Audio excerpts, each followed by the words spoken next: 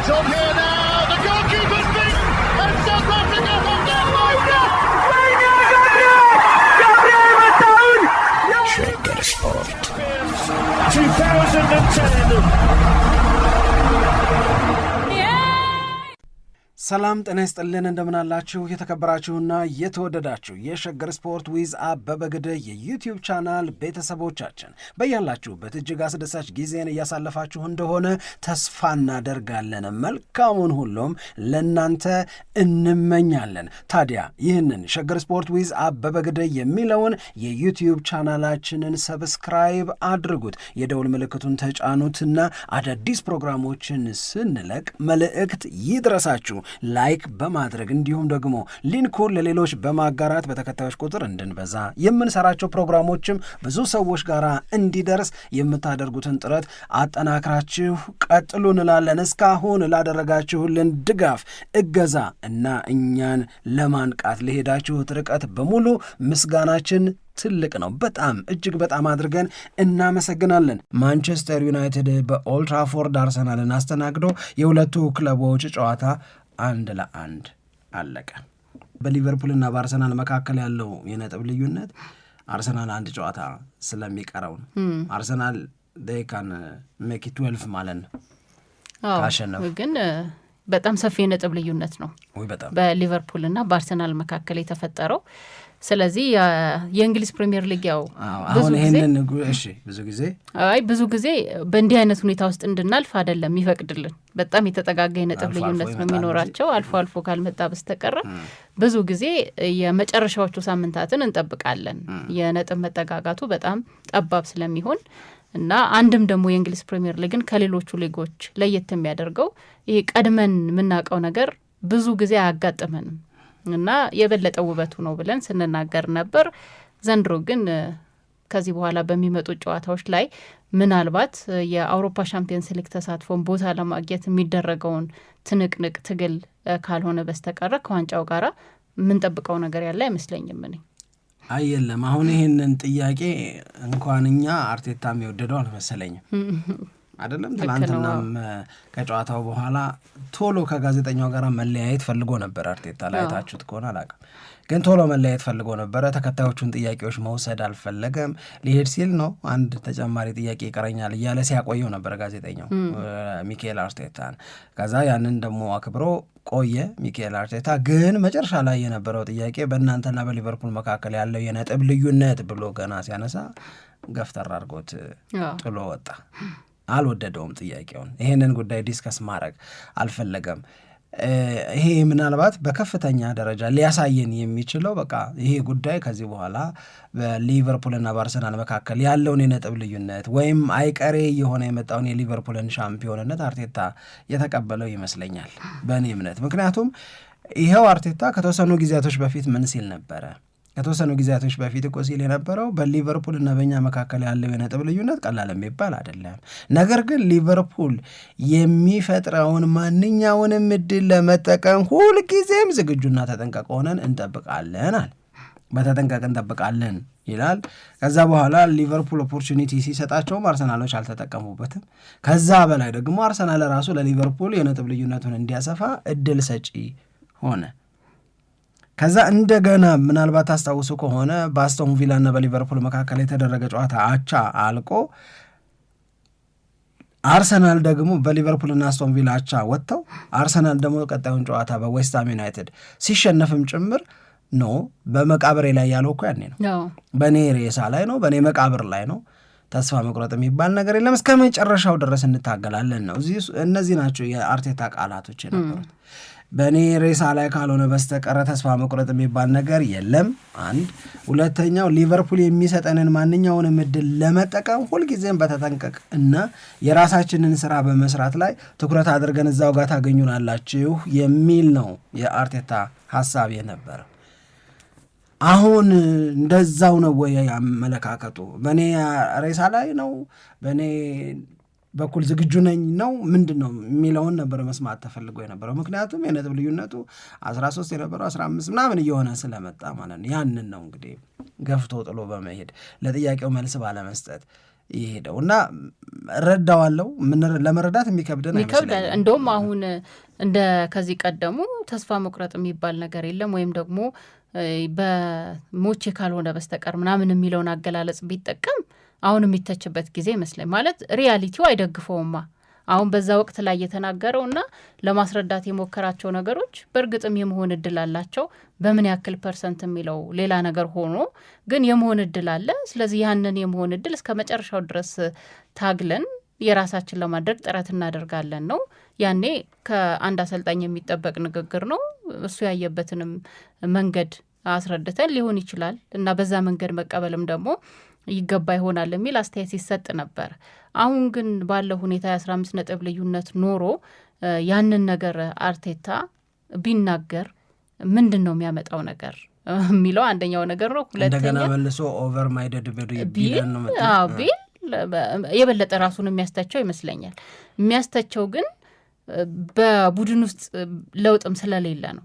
ማለት አሁን ተደጋጋሚ የሆነ ነገር ምንገልጽ ይመስለኛል ስለ አርሰናል ስናወራ ያለፉትን ተከታታይ ጨዋታዎች የትላንትናውንም ጨምሮ አንድ አይነት ነገር ስለሆነ የምንናገረው ጨዋታን መብለጥ፣ ኳስን ተቆጣጥሮ መጫወት፣ ብዙ ሙከራ ማድረግ የሚሉት ነገሮች በሙሉ በተመሳሳይ ያለፉት ጨዋታዎች ላይ የተጠቀምናቸው ናቸው እና እነዛ ነገሮች ላይ ለውጥ ኖሮ ቢሆን እንደው እስከ መጨረሻው ድረስ የሆነ ነገር ለማድረግ እንሞክራለን ቢል ትንሽ የሆነ ፍንጭ ያለው ነገር ቢኖር እንደው ከአንድ አሰልጣኝ የሚጠበቅ ንግግር ነው ልትል ትችላለህ። ምንም ነገር በሌለበት እውነቱ በማይደግፈው ሁኔታ ግን ያንን ነገር ቢናገር ብዙ የሚያስተቸው ይመስለኛል እኔም ሳስበው እና ስሜቱንም ደግሞ የምታየው ነገር ነው። በቃ መጀመሪያ ላይ ጥር የአጥቂ መስመር ተጫዋች ስላላስፈረምክ ይቆጨሃል ወይ ተብሎ ተጠየቀ። አይቆጨኝም ብሎ ባጭሩ መለሰ። ከዛ በኋላ ስለ ነጥብ ልዩነቱ ስለ ዋንጫ ፍክክሩ ሊነሳ ሲል ነው ትቶ የሄደውና የሆነ ማስተባበያ ቢሰጥ የበለጠ የሚያስወቅሰው ይመስለኛል ብዬ ስላሰብኩኝ ነው። አዎ ያስወቅሰዋል ወይ አላቅም፣ ግን እንታዘበዋለን መቼም።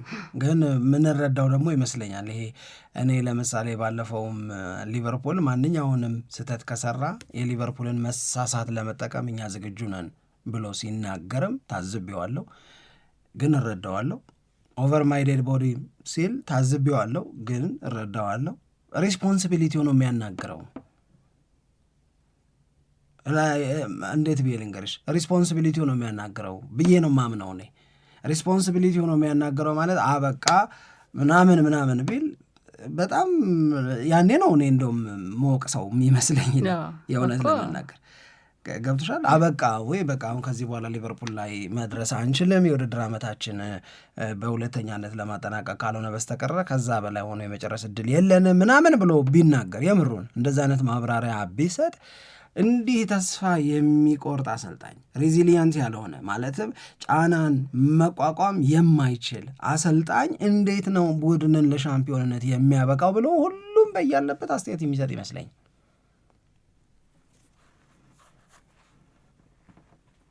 የአንድ ሀገር ቃል አቀባይ ለምሳሌ ከእንትና ጋር በምናደርገው ጦርነት የሚሆንልን አይመስለኝም ቢል የምሩን እንደዛ ተሰምቶት አይመስለኝም። በቃ እነሱ እኮ እንትን አላቸው እነሱ በቀደም የገዙት እንትን ብታዩት ምናምን ቢል ቃል አቀባዩ ማለት ነው። ገባሽ? ቃል አቀባይ ስትሆኚ እስከ ላስ ሚኒት ድረስ ስሜት እንዳይሞት ሞራል እንዳይሞት ሁሉም የሀገሩን ዳር ድንበር ለማስጠበቅ ወገን እንዲያረገ ነው እያለ የሚያበረታሽ ነው፣ በርትቶ የሚያበረታሽ ነው እንጂ መሆን ያለበት ስሜት እንዲከዳሽ የሚያደርግ ንግግር እየተናገረ ሊያነቃሽ አይችልም። እኔ እንደሚገባኝ ማለት ነው። እና የአርቴታ ኃላፊነቱ የሚያናግረው ነገር ነው።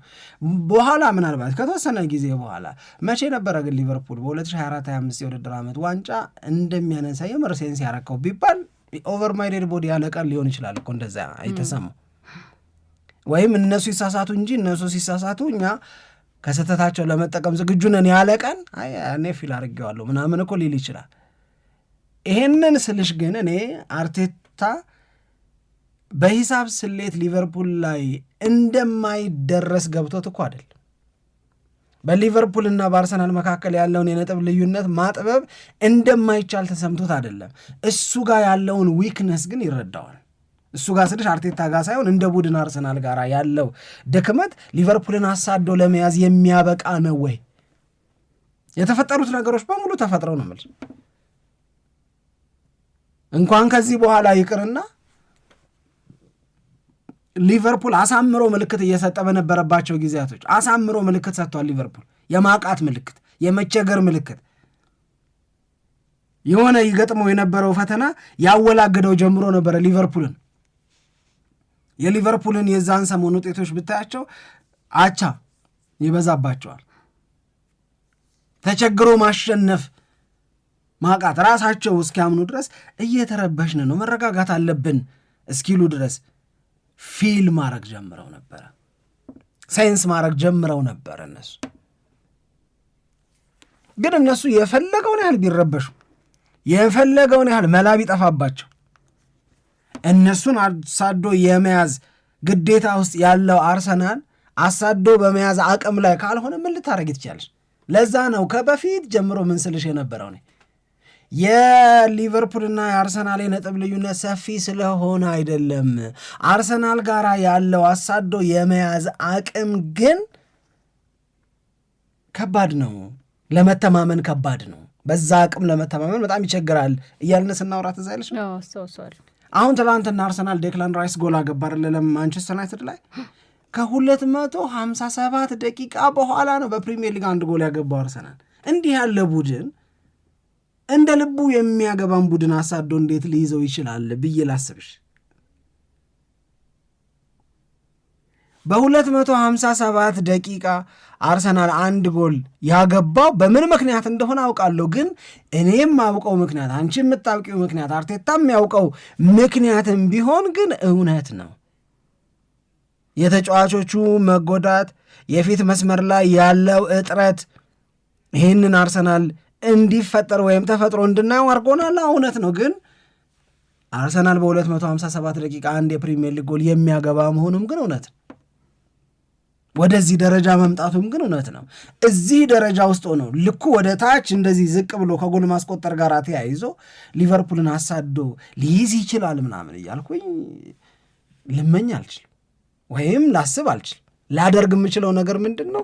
አሳዶ ከያዘው ይገርመኛል። እንዲህ ሆኖም ጭምር እንደዚህ ሆኖ እንዴት አሳዶ እንደያዘ ይገርማል። ዚስ ኤክስትራኦርዲነሪ ነው፣ የተለየ ነው ምናምን እያልኩ አወራለሁ እንጂ ይህንን ሁሉ እውነት እያወቅኩኝ አሳዶ ሊይዘው ይችላል የነጥብ ልዩነቱን አይደለም እኔ የማሰለው ነገራችን 8ም እያለ 10ም እያለ አሁን 15ም እያለ እኔ ከነጥብ ልዩነቱ ጋር አይደለም እንትን አርሰናል የሚገኝበት እውነት ነው መታየት ያለበት። ጫና የማሳደር ምንም አይነት ብቃት አልተመለከትንም ሊቨርፑል ላይ በተለይ ከተወሰነ ጊዜ በኋላ ነበረ። ሊቨርፑል እኔ ፊል አድርጎት ነበረ ነው የምልህ። ይሄ ደግሞ ግምት አይደለም። እንደዛ ተሰማኝ አረ እነዚህ ሰዎች የሚል አይነት ስሜት ተሰማኝ። ቨርጅል ቫን ዳይክ ወጥቶ እንደዛ ተናገረ፣ ሌሎች የሊቨርፑል ተጫዋቾች ወጥተው ተናገሩ። በአይናችን አይተ ነው እንደዚህ ሆኖ እንዴ ያልነውን ነገር እነሱ ወጥተው በጋዜጣዊ መግለጫ ላይ አረጋገጡ። መረጋጋት አለብናል። በዛ ወቅት አርሰናል በማሸነፍ ቀጥሎ ቢሆን ኖሮ ላይክ ዌስትሃምንም ኖቲንጋም ፎረስትንም አሸንፎ ቢሆን ኖሮ የተለየ ታሪክ እኮ ነበር የሚሆነው። የተለየ ታሪክ እኮ ነበር። ከዛ በኋላ ሊቨርፑል በነጻነት ካለ ጫና ያሸነፋቸውን ጨዋታዎች በዛ መንገድ መጠናቀቃቸውን እርግጠኛ መሆን አይቻልም። ላውርድልህ አለውና አርሰናል ሊቨርፑል ፊል ያደረገው የነበረውን ሸክም ላውርድልህ አለና አርሰናል አወረደለት። ምን ሲያደርግ ዌስትሃምን ማሸነፍ ሲያቅተው፣ ይልቁንም ሲሸነፍ ምን ሲያደርግ ኖቲንጋም ፎረስትን ማሸነፍ ሲያቅተው፣ አሁን ደግሞ ማንቸስተር ዩናይትድ ጋር ማቻ ሲወጣ እንዴ አርሰናል ተከታታይ ጨዋታዎች ላይ ያስመዘገበው ውጤት እኮ በጣም ደካማ ነው።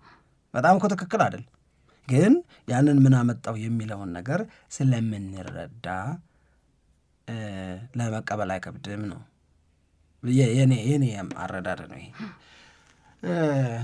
በቀደም ዕለት ከፒኤስቪ አይንሆቨን ጋር ሲጫወት 7 አገባ አይደል አርሰናል።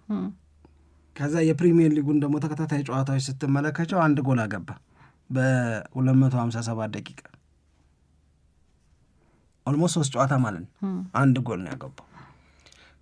ያኔም ፒኤስቪ አይንሆቨንን ባሸነፈ ጊዜ ስንል የነበረው ነገር አርሰናል በጣም በጣም በጣም በመከላከል አቅሙ ጥሩ በሆነ ቡድን ላይ በዚህ መንገድ ጎል ማስቆጠር ይችላል ወይ በመከላከል አቅም አሁን ፒኤስቪ አይንሆቨን አይነት የጨዋታ ምርጫ ያላቸው ቡድኖች ለአርሰናል ጎይንግ ቱ ቢ ኢዚ ጌም ነው የሚሆነው ለአርሰናል። ነገር ግን ደግሞ እንደ ትናንትናው ማንቸስተር ዩናይትድ እንደተጫወተው አይነት በደንብ እየተከላከለ የመልሶ ማጥቃት ኳሶችን በብሬክ ለማስቆጠር የሚጫወት ቡድን ዌስትሃም እንዳደረገው ማለት ነው በሌላ አነጋገር፣ ማን ዩናይትድ እንዳደረገው ማለት ነው በሌላ አነጋገር፣ ኖቲንግሃም እንዳደረገው አይነት ሲሆን ግን ከባድ የፔኔትሬት አድርጎ የመግባት አቅማቸው በጣም ሊሚትድ ሆኗል። እንደዛ አይነት ቻሌንጆችን እንዴት አድርገው ያልፋሉ፣ እንዴት አድርገው ይቋቋማሉ የሚለው በጣም አነጋጋሪ ይመስለኛል። ግን ስቲል የአርሰናል ደጋፊ ለሆነ ሰው እንዲህ ያለው ነገር የመቀበል አቅም ማጣት አለበት ብዬ ግን አላምንም። እኔ ባይፋር ነው የምነግርሽ፣ በጣም በሰፊው የአርሰናል ደጋፊ ስለ አርሰናል በጎ ሊሰማው ይገባል ብዬ ማምን ሰው ነኝ። አሁንም ለምን መሰለሽ? የመጀመሪያው የተሰሩ ስህተቶች የሉም እንዳልኩ እንዳይቆጠር፣ ከተሰሩ ስህተቶች መማር እስከተቻለ ድረስ ስህተት ምንም ማለት አይደል። ስህተት መጥፎ የሚሆነው ሲደጋገም። እንትና እዚህ ከጥቷ ትንሽ ከፍ ብሎ የተነቀሰችውን ንቅሳት አይተሻል? ማን? ሪያና። አንድ ቪዲዮ አይቻል። ጽሁፍ ነው ምንድን ነው የሚለው? ስህተት የሚባል ነገር የለም፣ ሌሰን ነው እስካልተደገመ ድረስ እና አስገልብጣ ነው የጻፈችው እሷ። እንዲህ በመስታወት ስትቆም እንዲነበባት አድርጋ ማለት ነው። ያንን ሌሰን ሁልጊዜ መውሰድ ትፈልጋለች። ትምህርት ነው ይሄ። ለካ ይሄ ነገር ልክ አይደለም ነው። አሁን ለእኔ አርሰናል በጣም ትልቅ ጥፋት የሚያጠፋ የሚመስለኝ በሚቀጥለው የውድድር ዓመትም ይሄንኑ ነገር እንደ አዋጭ መንገድ ይዞ የሚመጣ ከሆነ ልክ አይደለም። አንድ ነገር መታየት ያለበት እኔ በድምር ነው ብዬ ነው ማምነው። በድምር ማንን እንገምግመው? አርሰናልን እንገምግመው። በድምር ማንን እንገምግመው? አርቴታን እንገምግመው። አሁን አርቴታ ነው አርሰናልን በተመለከተ ስራ እየሰራ ያለው፣ ኃላፊነት ወስዶ መደረግ ያለበትን ነገር በሙሉ እያደረገ ያለው። ከመቼ ጀምሮ? ከ2019 ጀምሮ።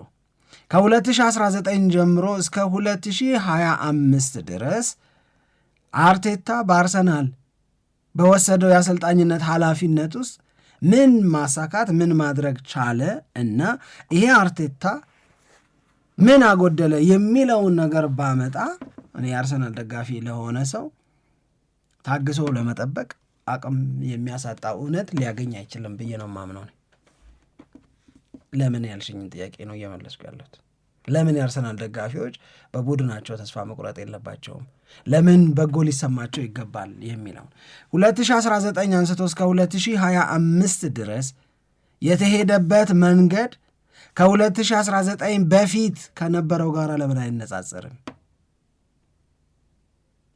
የማን ዘመን ነው የአርሰናል ደጋፊዎች በጣም የሚወዱት? የቬንገርን ሊወዱት ይችላሉ አይደል?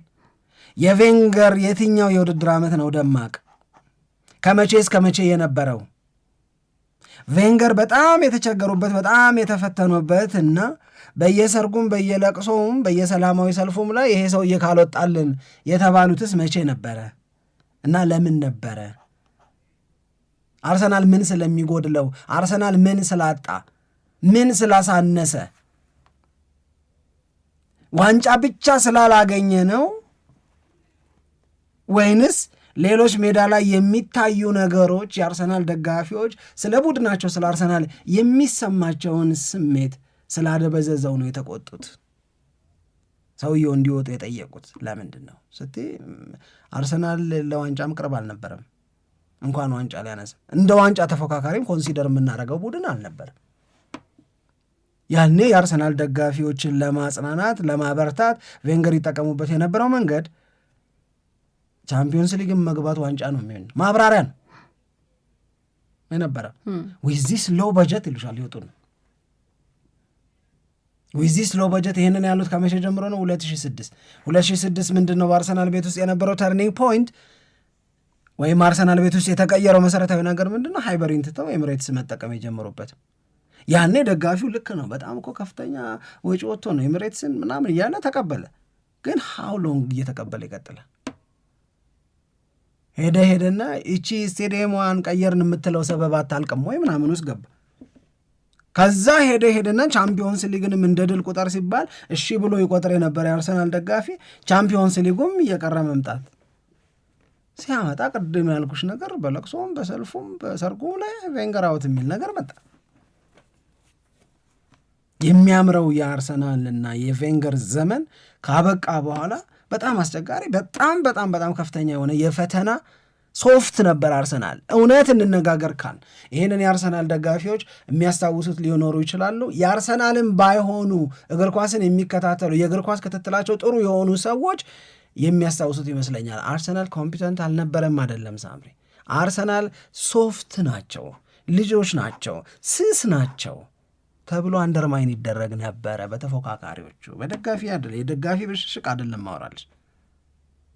ቁጭ ብለው በቴሌቪዥን አስተያየት የሚሰጡ የእግር ኳስ ሰዎች ስለ አርሰናል ሲናገሩ አርሰናል የተሻለ በሚመስልበት ጊዜ እንኳን የትም አይደርስምን ለመናገር አይከብዳቸውም ነበረ። ያ ኖ ዛ ቱ ሶፍት ባይ ዘ ወይ ምናምን ብለው ያወራሉ። ይሄ አርሰናል እውነት ነው። ወደ ጎን ተተሽው አይደለም መነሳት ያለብሽ።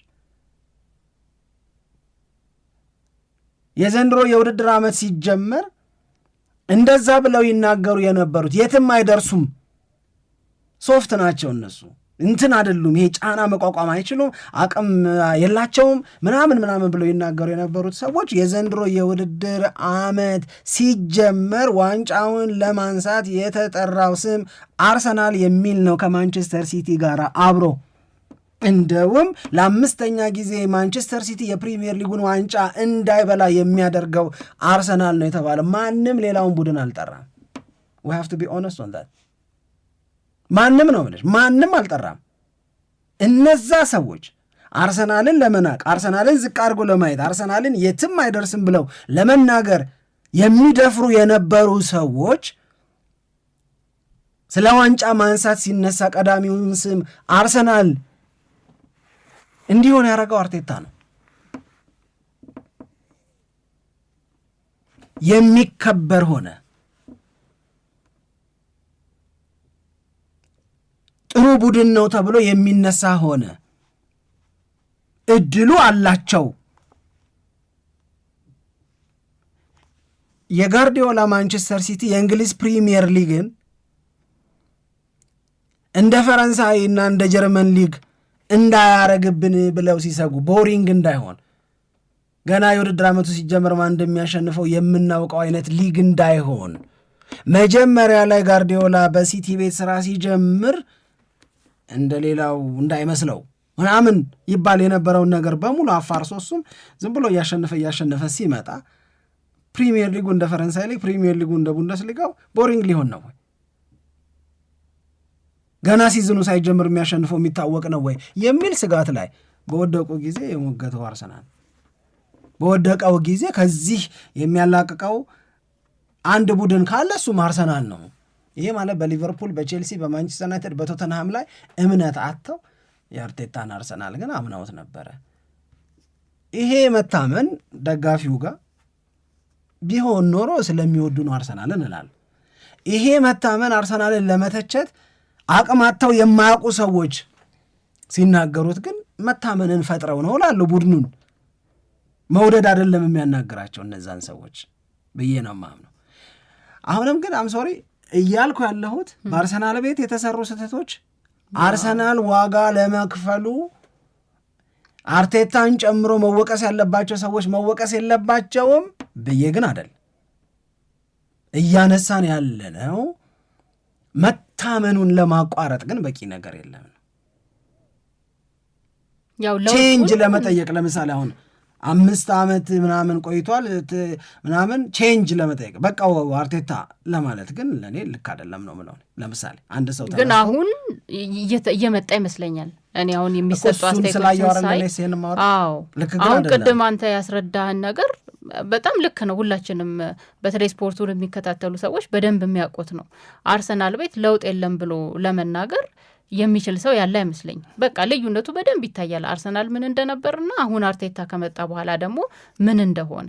ግን ደግሞ አርቴታ ከመጣ በኋላ የመጀመሪያዎቹ 2-3 ዓመታት ኤክስኪውዝ ያላቸው ናቸው ማለት በቃ ይሄ የዋንጫ ተፎካካሪ የሚሆን ቡድን ለመገንባት እና በአርቴታም በተጫዋቾቹም በደንብ የማስታውሰው ነገር ይሄኛው የውድድር ዓመት አርሰናል ዋንጫ የሚያነሳበት ነው ብለው በእርግጠኝነት ይናገሩ ነበር።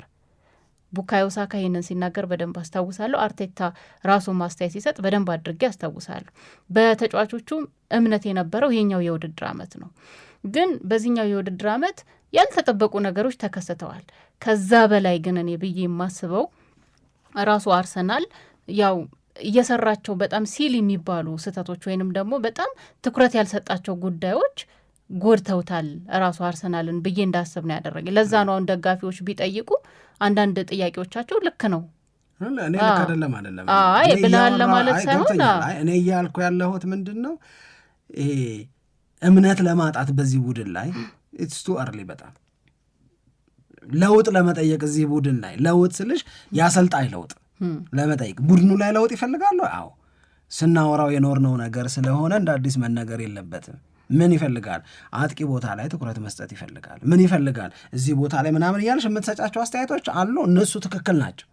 እኔ እያልኩ ያለሁት ግን ይህንን ቡድን ለማመን መተው ወይም ለማመን መቸገር ግን በጣም በጣም በጣም ፈጥኖ የመጣ ስሜታዊነት ያጀበው ነገር ነው። አሁን ደጋፊዎቹ ቀድመው ብዙ እኔ አይቻለሁ ራሳቸው ሁኔታውን ተረድተው ያለውን ነገር ተረድተው አርሰናል በሜዳ ላይ እያደረገ የሚገኘውን እንቅስቃሴ ካዩ በኋላ አይ ዘንድሮ ዋንጫ እንበላም ያሉ አርሰናል በጣም ብዙ ደጋፊዎች አይቻለሁ። ኮሜንት ሲሰጥም በቃ ያንን ነገር ተቀብለውት ራሳቸውም ኮሜንት የሚሰጡ የአርሰናል ደጋፊዎች ነበሩ እና ይሄ ያው በቡድናቸው ላይ ያላቸው መተማመን ከዋንጫ ጋር በተያያዘ በደንብ እየቀዘቀዘ እየሳሳ እንደመጣ አንድም የምንረዳበት መንገድ ይመስለኛል። ሁለተኛ ደግሞ አርቴታ ከዚህ በኋላ ጨምሮ የሚያሳየን ነገር የለም። በቃ እዚህ ድረስ ነው አርቴታ በቃ መስራት የሚችለውን ነገር በሙሉ ሰርቶ አሳይቷል። ከዚህ በኋላ ጨምሮ የሚያሳየን ሌላ አርሰናል በቃ የሆነ ጥንካሬ ተጎናጽፎ የምናይበት እድል የለም። ስለዚህ የሱ የማሰልጠን ብቃት እዚህ ድረስ ነው ብለው ደግሞ አስተያየት የሚሰጡ ሰዎች አሉ። በቃ አሁን ልክ ከጨዋታው በኋላ በተለይ ትላንትና ከጨዋታው በኋላ ካየህ የሆነ የመበሻሸቁ የሹፈት ነገሩ እንደገና ተመልሶ የመጣ ይመስለኛል። የኔትፍሊክስም ጉዳይ እንደዛ ሳይነበረ እኔ እና መተማመናቸውን እያጡት ነው የሚለው ነገር ግን እኔን ይገዛኝ እየመጣ ነው ይታያል ብዬ ነው እኔ የማስበው። እንግዲህ ደጋፊ ያው የራሱ የሆነ ምክንያት የራሱ የሆነ መነሻ የራሱ የሆነ ስሜታዊነትም አለው። ገብተሻል። እሱን እዛ ላይ ገብቻ አስተያየት መስጠት እኔ አልፈልግም። ብዙ ግን የምናገረው ነገር ምንድን ነው ቅድም የጨመርሽላት በጣም አሪፏ ነገር እነ ቡካዮ ሳካ አሁን ተጫዋቾቹን በራሳቸው እኮ የማያምኑ ነበሩ አይደለም። የተወሰነ ዓመት በፊት ወደኋላ ሄደን እንሂድ ዋንጫ እኮ አርሰናል ሊበላ ይችላል ብታያቸው ምናምን የሚሉሽ ነበሩ። ራሳቸው የአርሰናል ተጫዋቾች ራሳቸው ለማመን የሚቸገሩት ይሄ ለመቀበል ዋንጫ ለማንሳት መፎካከር በሚቻልበት አቅም ላይ ነን ብሎ ለማመን ይቸገሩ ነበር ይመስለኛል። አሁን ያንን አይነት መሽኮርመም የአርሰናል ተጫዋቾች ላይ ስለማታይ ነው በልበ ሙሉነት ዘንድሮ እኔ እተማመናለሁ ዋንጫ ልናነሳ እንደምንችል ይሰማኛል፣ የቡድን ጓደኞችም ላይ ያለኝ እምነት ምናምን ብሎ ሳካ የተናገረው ቆይቷል። የአርሰናል ተጫዋቾች ያምናሉ። እነ ጋብርኤል ማጋሌሽ ላይ የምታየው ስሜት ለሻምፒዮንነት በሚጫወት ቡድን ውስጥ ያሉ መሪ ኳሊቲ ያላቸው ተጫዋቾች ላይ የሚታየው ስሜት ነው። ይሄ የመጣው እየተሰራ ባለው ስራ ልክነት ነው። ነገር ግን አጉድለዋል ወይ ወደሚለው እንሄድ ካልሽ ለብቻው መነጋገር እንችላለን። ለእኔ በአጠቃላይ ይሄ የውድድር ዓመት አርሰናል ተሳስቷቸዋል ብዬ ያሰብኳቸውን ስህተቶች እና ሌሎችም የሚያነሷቸው ስህተቶችን ባይሰራ ኖሮና በአርሰናል ቁጥጥር ውስጥ ያልሆኑ ነገሮች ባያጋጠሙት ኖሮ ያው ያ ፓርት ኦፍ ዘ ጌም ነው፣ ምንም ማድረግ አይቻልም። ለምሳሌ የተጫዋቾች መጎዳት ምንም ልታደረጊዋች የጌሙ አካል ግን አርሰናል ደጋግሞ አጋጥሞታል። ያጋጠመው ደግሞ እነዚህ ትርፍ የምታያቸው ተጫዋቾች አይደሉም፣ ዋና ዋናዎቹ ተጫዋቾች ናቸው። ያጋጠሙት። በቃ ይህንን አንደርስታንድ ማድረግ ይህንን መቀበል ምንም ማድረግ አይቻልም። እዛ ላይ ያንን እንደ ኤክስኪውዝ ማቅረብ አይገባም። ነገር ግን ራሳቸው የሰሩት የስሌት ስህተት ግን ዋጋ አስከፍሏቸዋል እንጂ ይሄ የውድድር ዓመት ማንቸስተር ሲቲ እንደዚህ በተቸገረበት ጊዜ የአርሰናል የመሆን እድሉ ሰፊ መሆን ነበረበት ነው ባጭሩ። ምክንያቱም ተዘጋጅቶ የጠበቀ አርሰናልና ለመዘጋጀት ጊዜ ይፈልጋል የተባለ ሊቨርፑል በዚህን ያህል ነጥብ መራራቅ ነበረባቸው ብዬ አላምንም እኔ።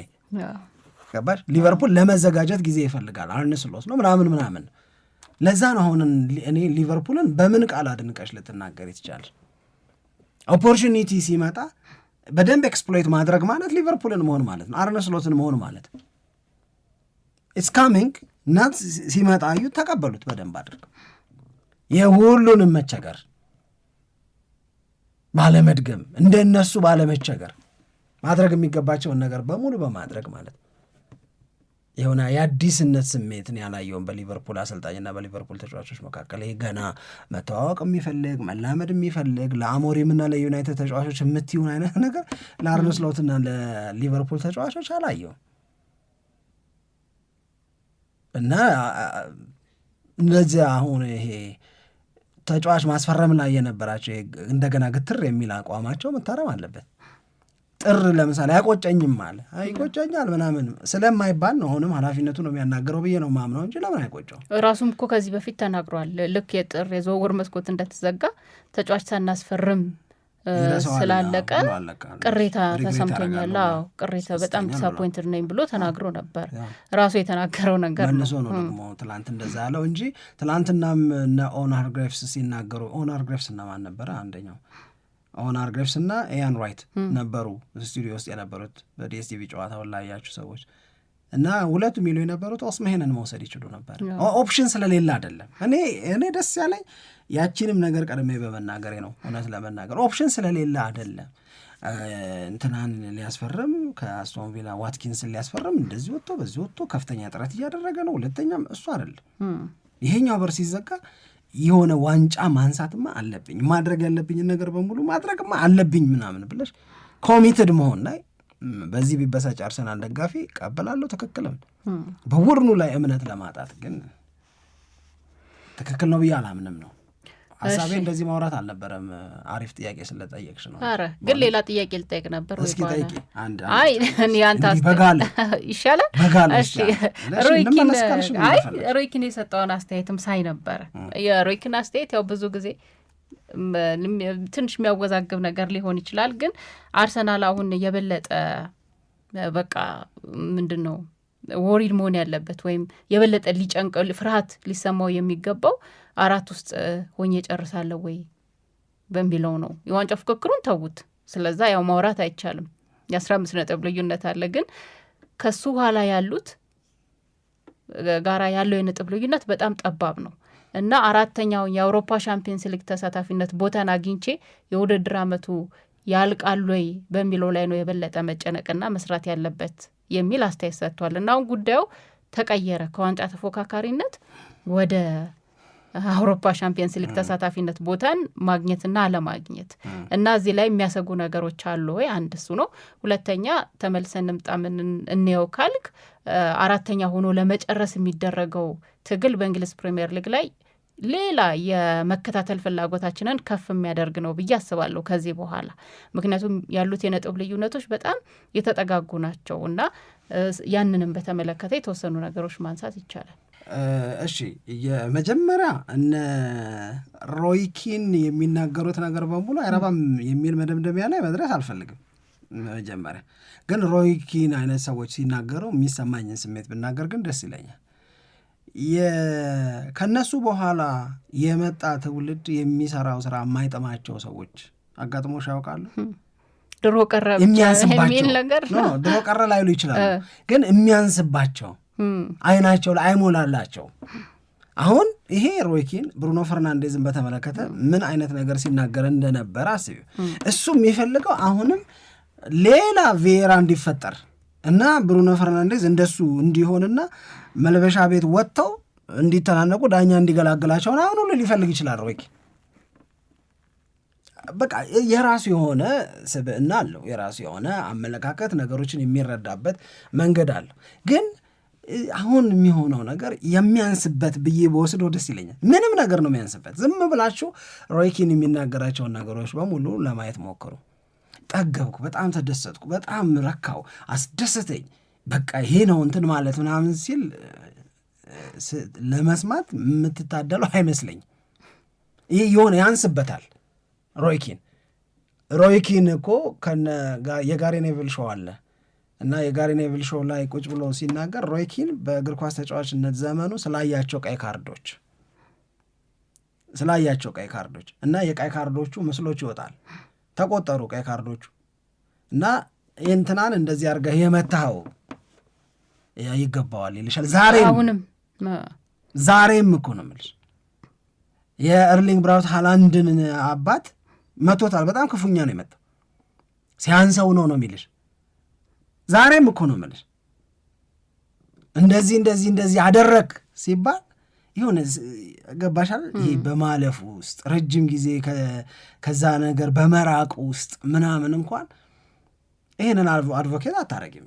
በእኔ እምነት ሰውን መራገጥ በጣም አደገኛ የሆነ ነገር ማድረግ ለሱ ሊደርሺፕ እንደዛ ነው። ለምሳሌ ነው የምነግርሽ ብሩኖ ፈርናንዴዝ ለብቻው ስለምናወራ እዛ ውስጥ እንዳልገባ እንጂ እና የሚናገረው በሙሉ አይረባም፣ ልክ አይደለም ሳይሆን ግን አሁን የሚደረጉ ነገሮች ግን እንደሚያንሱበት ጋሪኔ ኦቨርላፕ የሚለውን የእንትናን ሾው ይዩት። የኦቨርላፕ የሚል ሾው አለው ማነው ዩቲዩብ ላይ ጋሪ ኔቭል እዛ ላይ ማየት ይችላሉ። ከጨዋታ በፊት ሮይ ኪን ግምቱ ምን ነበረ? በነገራችን ላይ የማንቸስተር ዩናይትድ እና የአርሰናል የትናንትናው ጨዋታ አርሰናል 3-1 ያሸንፋል የነበረው ግምት 1-1 ከወጡ በኋላ ነው አሁን የተናገረ ያልሽውን ነገር የተናገረው። ጋሪ ኔቭል 1-1 ነው ያልቃል ያለ። በነገራችን ጨዋታውን እንደዚህ ነው የምረዳው ሮይ ኪንን ልልሽ ፈልጌ ነው። ያንስበታል፣ ሁሉ ነገር ነው ማየት ያንስበታል። መሪ የሚባል ነገር የሚጎለውን ነገር ነው ቀድሞ የሚያየው። ይሄን ካልኩ በኋላ የኔን አመለካከት ስለሆነ የጠየቅሽኝ በአርሰናልና በሊቨርፑል መካከል ያለውን የነጥብ ልዩነት በተመለከተ ስናወራ ስለ ነጥብ ልዩነቱ ሳይሆን በሊቨርፑልና በአርሰናል መካከል ስለሚታየው የብቃት ልዩነት፣ የአቅም ልዩነት ሳስብ ነው አርሰናል ሊቨርፑል ላይ እንደማይደርስ የሚሰማኝ አይደለ? አሁን ደግሞ አርሰናልን እንውሰድና ከአርሰናል በታች ያሉትን ክለቦች ደግሞ እናያቸው። አሁን ኖቲንግሃም ፎረስትን በተመለከተ ማንቸስተር ሲቲን ስላሸነፈ አሁን ከአርሰናል በ4 ነጥብ ብቻ ስላነሰ ነው እንደዚህ መናገር እና እንደዚህ ማሰብ የጀመረው ሮይ ኪን? ወይስ ኖቲንግሃም ፎረስት እኮ ተከታታይ ጨዋታዎችን እየተቸገረ እየተሸነፈ አይ በቃው ምናምን ያልነው ቡድን ነው አይደል? አሁን በኖቲንግሃም ፎረስት ላይ የበለጠ እያመነ ነው ማለት ነው ከአርሰናል በላይ። ኖቲንግሃም ፎረስት ከዚህ በኋላ አርሰናል ከሚያደርገው በላይ ያደርጋል ነው እኮ እያለ ያለው እየገመተ ያለ። እኔ ኖቲንግሃም ፎረስትን ከአርሰናል በላይ ልተማመንበት የምችል አቅም አላሳየኝም። ለእኔ ይሄ ለኖቲንግሃም ፎረስት ከዚህ በላይ አጥጋቢም ነገር የለም። ትልቅ ሪስፔክት አለ። እዚህ ድረስ 10 ጨዋታ እስኪቀር ድረስ እዚህ ድረስ መጓዝ it is so amazing, it is so unexpected። ማንም ቢሆን የማይጠብቀው ነገር ነው። አሁን 28 ጨዋታ እስከመጡበት ጊዜ ድረስ የመጣው አቅማቸው ግን በቅርብ ጨዋታዎች ላይ የገጥማቸው ከነበረው ነገር ጋር አንጻር ያው ፈተናዎች አጋጥመዋቸዋል፣ በብዙ ተቸግረዋል። ስለዚህ ከዚህ በኋላ በአርሰናልና በኖቲንግሃም ፎረስት መካከል የሚኖረው እንትን አርሰናልን ያን ያህል ያሰጋዋል ብዬ አላምንም። እኔ ኖቲንግሃም ፎረስት ካሳየው የሰሞኑ መቸገር ሲቲን ስላሸነፈ ብቻ አልሳሳትለትም ብዬ ነው። ማሬስካና ቼልሲ ናቸው ከዛ ቀጥሎ ያሉት። በቼልሲና በአርሰናል መካከል ያለው የነጥብ ልዩነት ስንት ነው? 6። አሁኑን ቼልሲን ከአርሰናል በላይ ትተማመኝበታለች? እያነሳን ያለ ነው እስከ 4ኛው ሆኖ አይጨርስም የሚለው የሮይ ኪን አስተያየት ስለሆነ እነዚህ ቦታውን ይወስዱበታል ስለሆነ ስለዚህ የበለጠ ማሰብ አለበት እኮ። እነዚህ ናቸው አሁን እየጠራን አስተያየት የምንሰጥባቸው ቡድኖች ናቸው የአርሰናልን ቦታ ይወስዱበታል ብሎ የሚያስበው ማለት ነው ሮይ ኪን። ቼልሲ ይህንን ስጋት በመፍጠር ጥሩ ብቃት ላይ ነው ያለው። የሆነ ወቅት ላይ እንደነበረው ነው ቼልሲ ያለው። ቼልሲ ተከታታይ ይሸነፋል፣ ከዛ ተከታታይ ያሸንፋል ነው። ይሄ ወጥ የሆነ ብቃት እያሳየ አይደለም ከተወሰነ ጊዜ በኋላ። ከዛ ቀጥሎ ሲቲ ነው። ኖቲንጋም ፎረስትን ያወደስ ነው ሲቲን ስላሸነፈ ነው አይደል? በተከታታይ ከተቸገረ በኋላ እንደገና ማንቸስተር ሲቲን አሸነፈ። ስለዚህ ማንቸስተር ሲቲ ከአርሰናል 8 ነጥብ አንሶ ይሄ ጨዋታ ቀርቶ ማንቸስተር ሲቲ የአርሰናልን ቦታ የመንጠቅ ስጋት ይሆናል ወይ? አሁን ልልሽ የፈለግኩት ነጥቡ አይደረስበትም አይደል? በአርሰናልና በሲቲ በአርሰናልና በቼልሲ በአርሰናልና በፎረስት መካከል ያለው የነጥብ ልዩነት መድረስ የሚያስችል ነው አርሰናል ላይ። እነዚህ ቡድኖች ሜዳ ላይ የሚያሳዩት ነገር ላየ ግን ይደርሱ ይሆን ብሎ ነው እንጂ የሚጠይቀው አስተማማኝ አይደለም የእነሱን ፐርፎርማንስ ብዬ ነው ማምነው። እሺ ስለዚህ ልክ ነው። ተቃውሞ ካለሽ ተቃውሞ የለኝም። እንደዛ ሳይሆን የአርሰናል መዳከም ጨዋታዎችን መሸነፍና አቻ መውጣት ብቻ ሳይሆን ከሱ በኋላ ያሉት ክለቦችስ ምን አይነት እንቅስቃሴ እያደረጉ ነው ወይም ጨዋታዎችን የሚያሸንፉበት መንገድ ወጥነት ያለው ነው ወይ የሚለውንም አብሮ ማየት ያስፈልጋል። እንዳልከው ነጥቡ በጣም የተጠጋጋ ነው፣ ግን ደግሞ ቀጣይ በሚደረጉት ጨዋታዎች ላይ የሚመዘገበው ውጤት የበለጠ እንዴት ያለ ነው የሚለውን እንድጠብቅ የሚያደርግ ይመስለኛል። ስለዚህ የአርሰናል የዋንጫ ተፎካካሪነትና በቡድን ውስጥ የሚታየው ችግሮችን በተመለከተ በአብዛኛው የተለያዩ ነጥቦችን ስናነሳ ቆይተናል። ምናልባት ከጨዋታው ጋር በተያዘ መጨመር ያለባቸውን ጉዳዮች ደግሞ እንጨምራለን። በቃ የተሳሳተው ግን እምነት ሊታጣበት የማይገባው አርሰናል ብለው ቢረዱት ብለው ቢገልጹት ጥሩ ነው ብዬ አምናለሁ። አብራችሁን ስለነበራችሁ እጅግ በጣም አድርገን እናመሰግናለን። ታዲያ ይህንን ሸገር ስፖርት ዊዝ አበበ ግደይ የሚለውን የእኛን የዩቲዩብ ቻናል ሰብስክራይብ ማድረግ፣ ሊንኩን ለሌሎች ማጋራት እንዳትረሱ። ለእስካሁን ድጋፍ እያመሰገንን ደግሞ በሌሎች መረጃዎች ዳግም እናንተን ለማግኘት ያብቃን እንላለን። በያላችሁበት ሰላም ሆኑልን። ኢትዮጵያ ለዘለዓለም ትኖር።